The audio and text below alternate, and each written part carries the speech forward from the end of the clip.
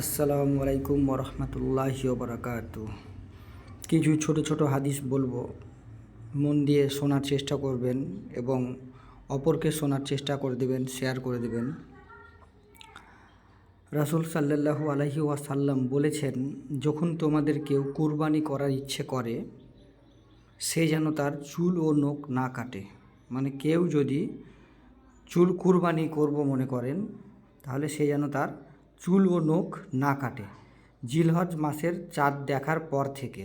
মানে কুরবানির যে চাঁদ আমরা বলি, সেই কুরবানির চাঁদ দেখার পর থেকে কুরবানি না হওয়া পর্যন্ত।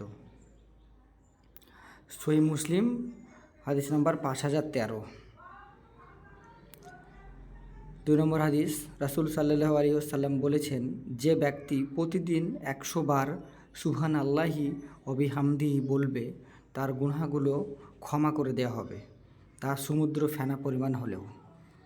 মানে রাসূল সাল্লাল্লাহু আলাইহি ওয়াসাল্লাম বলেছেন যে কেউ যদি প্রতিদিন 100 বার সুবহান আল্লাহি ও বিহামদিহি বলে, যে তার গুনাহ যদি সমুদ্রের ফেনা পরিমাণও হয়, তাহলে আল্লাহ তাআলা তা মাফ করে দেবেন। সহিহ বুখারী হাদিস নাম্বার 6405। সূরা কাহাফের ফজিলত।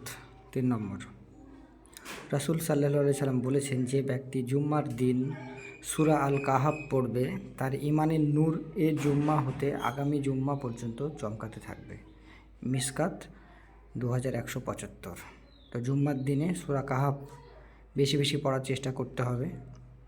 4 নম্বর হাদিস, রাসূল সাল্লাল্লাহু আলাইহি সাল্লাম বলেছেন, মুমিনের জীবনে যত বিপদ আসে, প্রতিদিন বিপদের বিনিময়ে আল্লাহ তাআলা তার গুনাহ মাফ করে দেন, এমনকি কাটা ফুটলেও। তো মুমিন জীবনে যত বিপদই আসুক বা আসে, প্রতিদিন বিপদের বিনিময়ে আল্লাহ তাআলা তার গুনাহ মাফ করে দেন।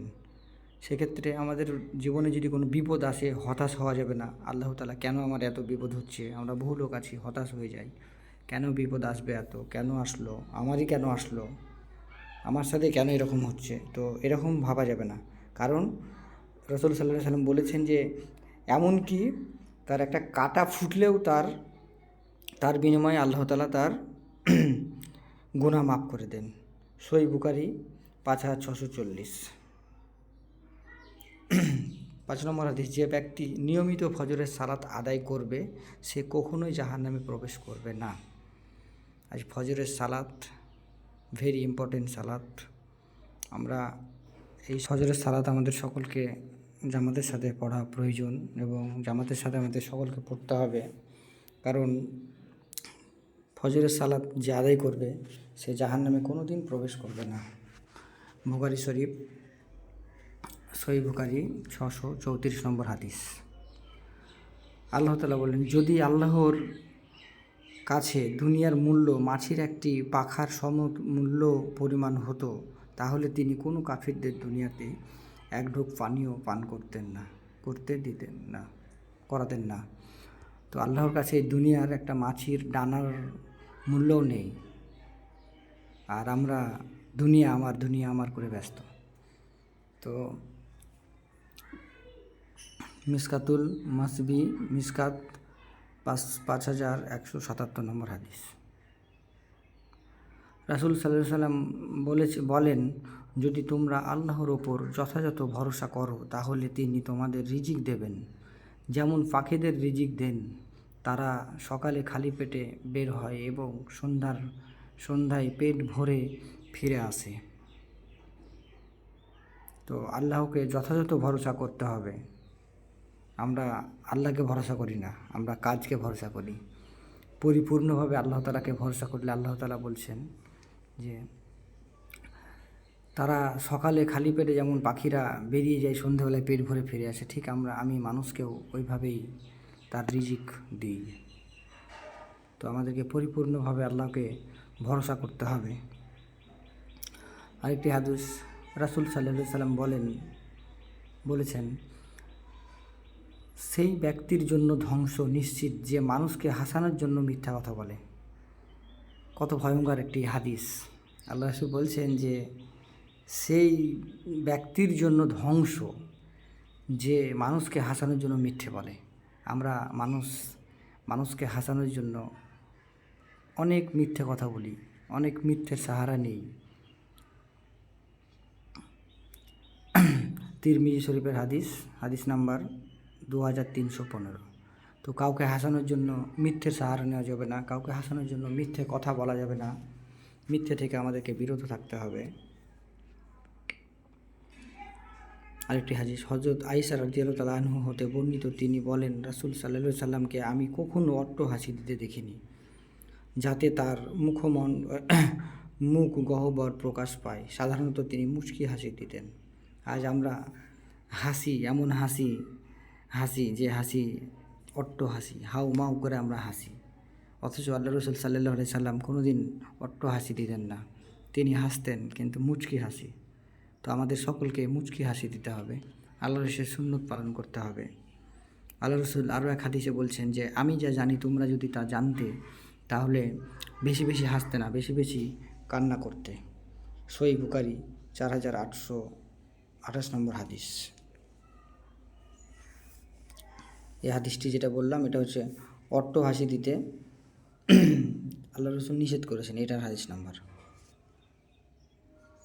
আরও এক হাদিসে রাসূল সাল্লাল্লাহু আলাইহি সাল্লাম বলেন, তোমরা যেভাবে সালাত আদায় করো সেভাবে আমাকে সালাত আদায় করতে দেখো।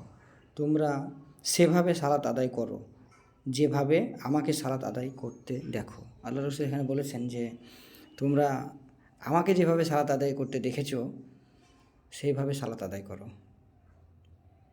তো আল্লাহ রসুলের হাদিস পড়তে হবে আমাদেরকে, এবং আল্লাহ রসুল কীভাবে সালাত আদায় করতো সেটাকে আমাদেরকে জানতে হবে, রিসার্চ করতে হবে, সেই পরিমাণে সেইভাবে আমাদেরকে সালাত আদায় করতে হবে। মিশকাত বুখারী 1:88, মিশকাত হাদিস নাম্বার 6631, পৃষ্ঠা 66। আরও এক হাদিস রাসূল সাল্লাল্লাহু আলাইহি সাল্লাম বলেছেন, সময় ছোট্ট হয়ে আসবে, দ্বীনি জ্ঞান কমে যাবে, ফিতনা প্রকাশ পাবে, কৃপণতা মানুষের অন্তর দখল করবে, হত্যা বেড়ে যাবে। আবু দাউদ 4255। আজ সময়ের বরকত আমাদের মধ্যে থেকে উঠে গেছে, দ্বীনি জ্ঞান আমাদের কমে গেছে, ফিতনা প্রকাশ পেয়েছে। কোনটা পায়নি? সবটাই পেয়েছে। এরপরেও আমরা পরিবর্তন হচ্ছি না, এরপরেও আমরা আল্লাহর রাস্তায় ফিরে যাচ্ছি না। হত্যা বেড়ে যাবে। আজ মুসলিমদেরকে কারণে অকারণে যেখানে সেখানে হত্যা করা হচ্ছে। যে মরছে সেও জানে না কেন মরলো, যে মারছে সেও জানে না কেন মারলো। তো আমাদেরকে পড়াশোনা করতে হবে, দ্বীনি জ্ঞান অর্জন করতে হবে। আমাদের মধ্যে থেকে বরকত কমে গেছে, আমাদের মধ্যে থেকে সময়ের বরকত। এই সকাল হলো মনে হচ্ছে যেন এই সন্ধ্যা হয়ে গেলো, এই মাস চলে এলো, এই সপ্তাহ চলে এলো, এই বছর চলে এলো। এগুলোই কিয়ামতের আলামত, এগুলো আমাদেরকে বুঝতে হবে। আরও হাদিসে রাসূল সাল্লাল্লাহু আলাইহি ওয়াসাল্লাম বলেছেন, আদম সন্তানের যদি 2টি পাহাড় পরিমাণ স্বর্ণ থাকে, তবুও সে তৃতীয় একটি স্বর্ণভর্তি পাহাড় অর্জনের ইচ্ছা করবে। প্রকৃতপক্ষে কবরের মাটি ব্যতীত অন্য কিছুই তার মুখ ভর্তি করতে পারবে না। আজ আমাদের মানুষের এত লোভ বেড়ে গেছে, এত দুনিয়ার চিন্তা বেড়ে গেছে যে আল্লাহ তাআলা বলছেন রাসূল সাল্লাল্লাহু আলাইহি সাল্লামের মাধ্যমে, রাসূল সাল্লাল্লাহু আলাইহি সাল্লাম বলেছেন যে আদম সন্তানের 2টি পাহাড় পরিমাণ স্বর্ণ থাকলেও তার পেট ভর্তি হবে না। তো আল্লাহ তাআলা আমাদেরকে যতটুকু দিয়েছে ততটুকুতে সন্তুষ্ট হতে হবে। আরও লাগবে এই চিন্তা মাথা থেকে দূর করতে হবে। তিরমিজি শরীফের হাদিস 2337। রাসূল সাল্লাল্লাহু আলাইহি সাল্লাম বলেছেন, যখন বৃহস্পতিবার আসে আল্লাহ তাআলা ফেরেশতাদের প্রেরণ করেন। তাদের নিকটও রূপার কাগজ ও সোনার কলম থাকে। তারা লিপিবদ্ধ করে কে বৃহস্পতিবারে ও জুম্মার রাতে আমার উপর বেশি পরিমাণে দরুদ পাঠ করে। তো বৃহস্পতিবার চলে আসলে আমাদেরকে আল্লাহ রসুলের উপরে বেশি বেশি দরুদ পাঠ করতে হবে, বেশি বেশি দরুদ পাঠ করতে হবে। আল ফিরদৌস বিসাসুরিল খাত্তাব, প্রথম খণ্ড 148 নম্বর পৃষ্ঠা, হাদিস নম্বর 688।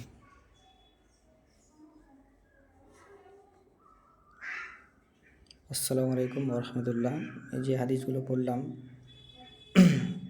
মন দিয়ে শোনার চেষ্টা করবেন এবং যাচাই বিচার করার চেষ্টা করবেন। আসসালামু আলাইকুম রহমতুল্লাহ।